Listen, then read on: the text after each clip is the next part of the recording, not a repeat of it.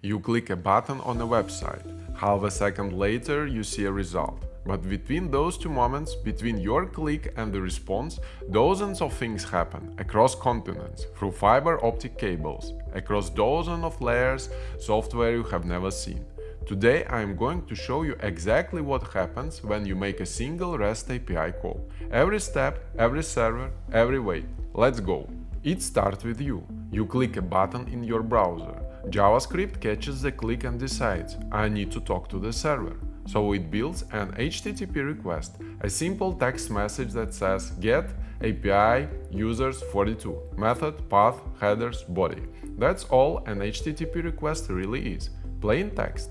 But there is a problem. Your browser doesn't know where to send it. The URL says api.example.com, but the internet doesn't speak in domain names, it speaks in IP addresses. So your browser asks DNS, the domain name system, what is the IP address for api.example.com.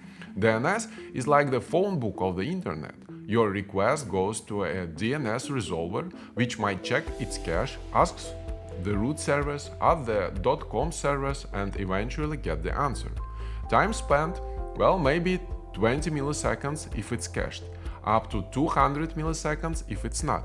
We have already burned a tenth of a second and we haven't sent a single byte of the actual data yet. Now your browser knows where to go, but it can't just shoot the request into the void. First, it has to establish a connection. This is the TCP Handshake. 3 messages, your browser says, sync, we can talk? The server says, sync acknowledge, yes we can. Your browser says, acknowledge, great, let's go. 3 round trips across the internet just to say hello. If your server is on the other side of the world, that's another 100 milliseconds gone. But we are not done. Modern websites uses HTTPS, encrypted traffic. So before any real data flows, we need a TLS handshake. Your browser and the server exchange certificates. Finally, your browser sends the HTTP request. It travels through your router, your internet service provider, multiple internet backbone providers, undersea cables maybe, and arrives at the server's network. But it doesn't go straight to your application code. Oh no! First, it hits a load balancer. This is the bouncer at the door. There are probably 10 or 20 servers running your application. The load balancer picks one, maybe the one with the lowest load or the one closest to you.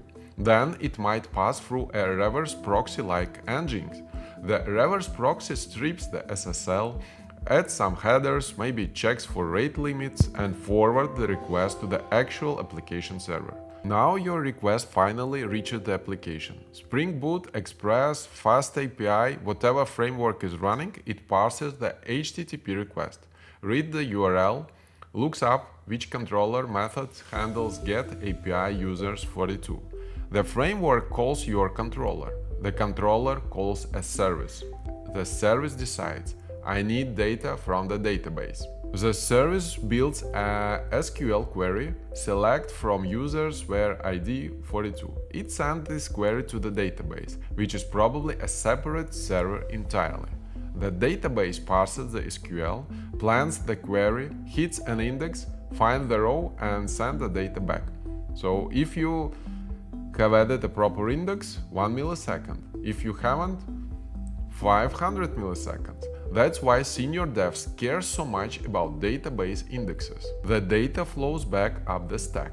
Database to service, service to controller, controller serializes it to JSON, framework wraps it in HTTP response, the response goes back through the reverse proxy, back through the load balancer, back across the internet, back to your browser. Your browser receives the bytes, JavaScript parses the JSON, the UI updates, the user sees the result. Total time usually between 100 and 500 milliseconds, sometimes faster, sometimes slower, but every single time you click a button, this entire journey happens. Now you know what's happening behind the curtain. The next time your API feels slow, you'll know where to look. Is it DNS, TLS, the database, network latency? Who knows? If this helped, hit subscribe. I make videos like this for developers who want to understand what's actually happening in their code.